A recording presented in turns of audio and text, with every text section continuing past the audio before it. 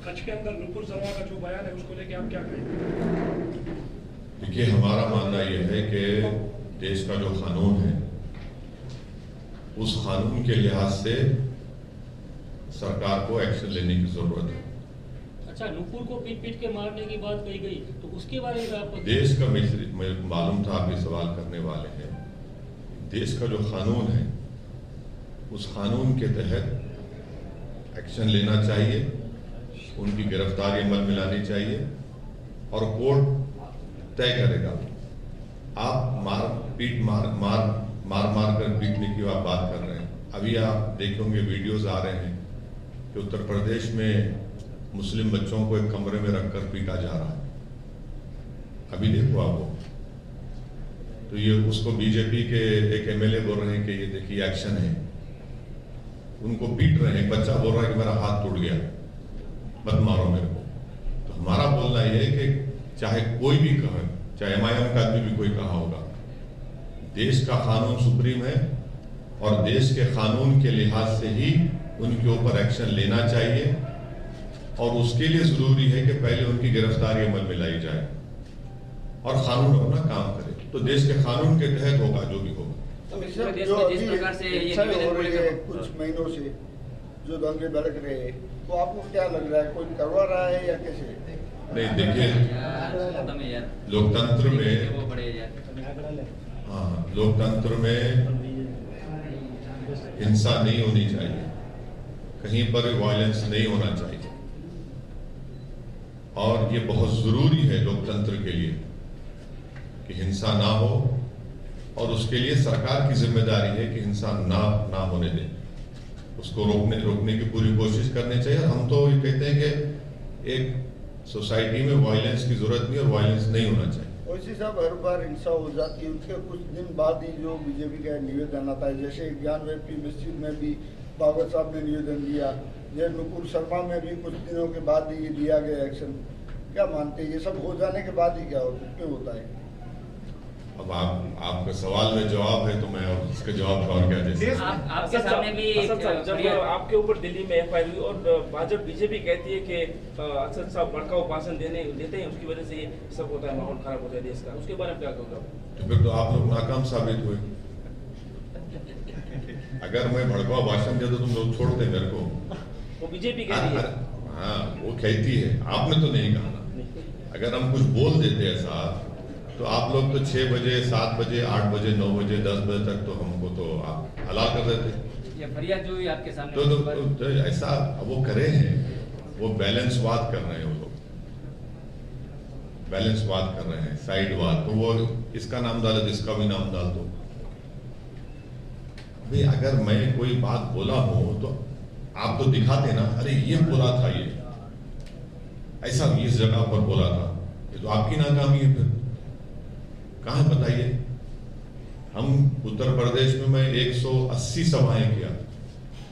एक बता दो, वो इलेक्शन कमीशन का कानून है, हमारे भाषण को हर पार्टी लीडर को इलेक्शन कमीशन का कैमरा होता है, तो कोई कंप्लेन नहीं कर सका उसके ऊपर, ना हम ऐसी बात करते हैं।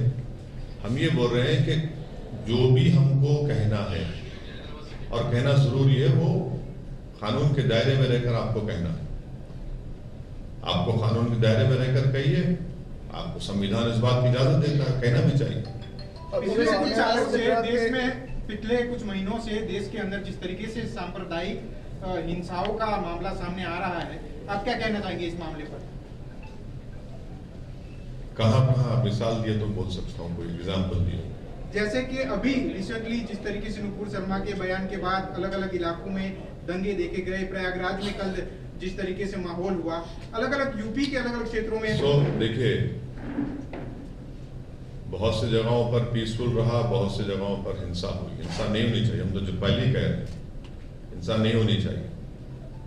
ना कोई हिंसा करे, ना पुलिस भी कानून को अपने हाथ में ले, किसी को भी कुछ करने की जरूरत। और उसकी वजह से आप देख रहे हैं कल रांची में पुलिस की फायरिंग से 2 लोगों की मौत भी हो गई। ये सब चीजें हैं और ये नहीं होनी चाहिए। क्या आपको लगता है सर, आपने भी बात करी कि कानून का काम करेगा, नुपुर शर्मा ने भी माफी मांग ली है, तो आप क्या अपील करना चाहेंगे लघुमती समाज और मुस्लिम समाज को खासकर? देखिए, उनकी माफी का अगर आप लफ्ज देखेंगे, इफ आई हैव, अंग्रेजी का लफ्ज इफ इस्तेमाल हुआ है, तो वो हम तो ये मैं जब उनका जो इंग्लिश न्यूज चैनल पर जब उनका वो अनाप शनाप उन्होंने कहा, उसके दूसरे दिन या तीसरे दिन हमने हैदराबाद में जाकर पूरे जिम्मेदारों को लेकर हमने कंप्लेन दी और एफआईआर दर्ज हुआ। अफसोस की बात यह है कि बीजेपी को और भारत सरकार को, प्रधानमंत्री को 10 दिन लगे। वो पहले आप एक्शन ले लेते, आप पहले ही कर देते बात को, और वो माफी नहीं चाहिए। कानून का उल्लंघन आप कर देते हैं। अगर बोलेंगे ये ऐसा नहीं है ना, तो हम ये बोल रहे हैं कि जब उनके ऊपर एफआईआर दर्ज हो चुका है तो कानून को अपना काम करना चाहिए। नुपुर शर्मा का जो विवाद है, उसके बाद आपने अभी भी कहा कि कानून का काम करेगा। नुपुर शर्मा के विवाद जो निवेदन के बाद जो कल घटनाएं देश में घटित हुई, कहीं पर शांति से विरोध देखिए, नुपुर शर्मा को अरेस्ट क्यों नहीं किया जा रहा है? देश के कानून के लिहाज से उनको अरेस्ट करना चाहिए, क्लियर कट उनको अरेस्ट करना चाहिए। मेरा क्वेश्चन ये है कि नमाज के बाद ये घटना वो देश के अंदर बने, आप क्या कहना चाहिए? कितनी उचित? मैं ये कह रहा हूं कि इतने दिन से उनको अरेस्ट क्यों नहीं किया जा रहा है? क्यों नहीं? मेरे को सवाल जवाब, मैं कहने जा रहा हूं ना, बैठा हूं आपके सामने। अरेस्ट क्यों नहीं किया जाता उनको? अरेस्ट करिए उनको, उन पर भी कानूनी कार्रवाई करिए। कौन रोक रहा है आपको? क्यों नहीं करना चाह रहे आप? क्या भाजपा समझ रहे कि सस्पेंशन से मसला हल हो जाएगा? नहीं होगा हल ये। जब आप उनको मानते हैं कि उन्होंने आपके पार्टी की पॉलिसी जो उनका जो सस्पेंशन का लेटर आप पढ़ेंगे, उन्होंने अपने पार्टी के कॉन्स्टिट्यूशन का हवाला दिया। हम भाजपा को पूछ रहे हैं कि भारत का कॉन्स्टिट्यूशन का क्या होगा, फिर उसका क्या होगा? आप एक्शन लीजिए, उनको अरेस्ट करवाइए देश के कानून के लिहाज से। ये जरूरी है ना। अब उस पर बोलने चाहते कोई,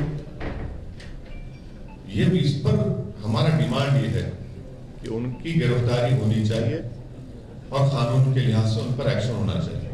बीजेपी सांप्रदायिकता की राजनीति कर रही है, क्या मानते हैं आप? बीजेपी सांप्रदायिक राजनीति कर रही है, आप मानते हैं क्या? आप मानते हैं क्या? क्यों नहीं मानेंगे? क्यों नहीं मानेंगे? केंद्र में जब से उनकी सरकार आई है, उनके बाद से जिस तरीके से देश में सांप्रदायिक माहौल हो चुका है, ठीक है, AIMIM आपकी पार्टी इस तरीके से आपका काफी बार विरोध दर्ज करती आई है इस बारे में, लेकिन अभी तक कोई भी ऐसा कोई ठोस नहीं आया है कि सांप्रदायिक हिंसा देश में रोकी जा सके, क्योंकि दिन ब दिन ऐसी घटनाएं सामने आती है। बिल्कुल हो रही है। मॉब लिंचिंग पहले भी होती थी, मगर 2014 के बाद बढ़ गई बहुत। ये बात फैक्ट है, डेटा है, इसका कोई डिनाई नहीं कर सकता। सेडेशन के कानून का इस्तेमाल पहले भी होता था, मगर 2014 के बाद बहुत ज्यादा हो गया और सुप्रीम कोर्ट ने उसको स्टे लगा दिया। जितने लोग जेल में, उनको बेल देने के लिए सुप्रीम कोर्ट ने कोर्ट को, लोअर कोर्ट में जाने को कहा। बिल्कुल सही। आप एक बात सुनिए, भाजपा में लोकसभा में एक भी अल्पसंख्यक समाज का MP नहीं है। अब तो राज्यसभा में 3 थे, एक भी नहीं है। क्या जवाब देंगे इसका? आप खुद बताइए। ये जो हिंसा हुई वो छोड़ दीजिए, आपको लोकसभा राज्यसभा की बात कर रहा हूं, इसका क्या जवाब देंगे? तो बोलेंगे नहीं, सबका साथ, सबका विकास, सबका विश्वास। ये क्या बात है? ये डायलॉगबाजी कब तक चलेगी? आप जमीन पर दिखाइए कुछ। अच्छा, आप घर तोड़ते हैं, क्यों तोड़ते हैं? किसी का घर बिजनेस, आप कौन होते तोड़ने वाले? अगर मुझ पर इल्जाम लगाया गया तो कोर्ट तय करेगा ना मेरे को सजा देना। अगर कोर्ट जब सजा देगा तो कोर्ट बोलेगा मेरा घर तोड़ दो। आप कौन होते तोड़ने वाले भाई किसी का घर? आप क्या चीफ जस्टिस हैं? आप अदालत हैं भाई? फिर कोर्ट की, जज की, पुलिस की जरूरत ही क्यों है जब आप खुद सब तय कर ले रहे हैं? ये क्या मैसेज दे रहे हैं भाई? संविधान के तहत चलेगा ना, रूल ऑफ लॉ के तहत चलेगा। आप सत्ता में हैं, आप सरकार है, आपको तो और अच्छी मिसाल कायम करने की जरूरत है। आप बुलडोजर लगाते हैं। बुलडोजर से देश का कॉन्स्टिट्यूशन कमजोर होगा, रूल ऑफ लॉ कमजोर होगा। जैसे इलेक्शन मंत्री कहता है ऐसी टिप्पणियां बाहर आती हैं अभी जो आई है नुपुर शर्मा की। नहीं, इससे कौन सा इलेक्शन अभी है बताइए मेरे को आप। आने वाला है आगे। अरे भाई आने वाला है, अभी तो कुछ तो नहीं है ना। आगे समय में नहीं, अभी तो कुछ भी नहीं है ना मेरे भाई। 6 महीने के बाद है। तो अभी से अब वो क्या, अगर आपकी बात तो मान लेता हूँ चलो, तो फिर यकीनन भाजपा ने उनसे कहा कि बोलो, मैं बोलता हूँ कि बोलो, उनको बोला गया बोलने के लिए, क्योंकि वो दो मरतबा बोले, सिर्फ टाइम्स नाउ पे नहीं बोले। कहाँ है वो ये चैनल, अभी देखा किसको, न्यूज 24 में बैठ के बोला उन्होंने 2 दिन पहले, फिर टाइम्स नाउ पे बोला, वही अनाप शनाप बके। देखिए भाजपा अगर सीरियस होती तो पहले ही उनको बोलती, मगर आपने 10 दिन के बाद बोला। और मेरे को अफसोस और गुस्सा इस बात का है कि हमारा, देखिए देश के प्रधानमंत्री श्री नरेंद्र मोदी हैं, वो देश के हर व्यक्ति के प्रधानमंत्री हैं। मेरा उनसे आइडियोलॉजिकल डिफरेंस होगा और रहेगा जिंदगी भर। वो कोई दूसरे कंट्री, फॉरेन कंट्री में आवाज उठी तो वहां रिएक्ट करते। भाई मैं घर का आदमी हूं ना, आप इस देश के प्रधानमंत्री हैं, मैं आपसे बोल रहा हूं कि प्रधानमंत्री जी आप एक्शन लीजिए, आप मेरा भाषण सुनो भिवंडी का, मैं उसमें रिक्वेस्ट किया आप प्लीज एक्शन लीजिए उसके ऊपर।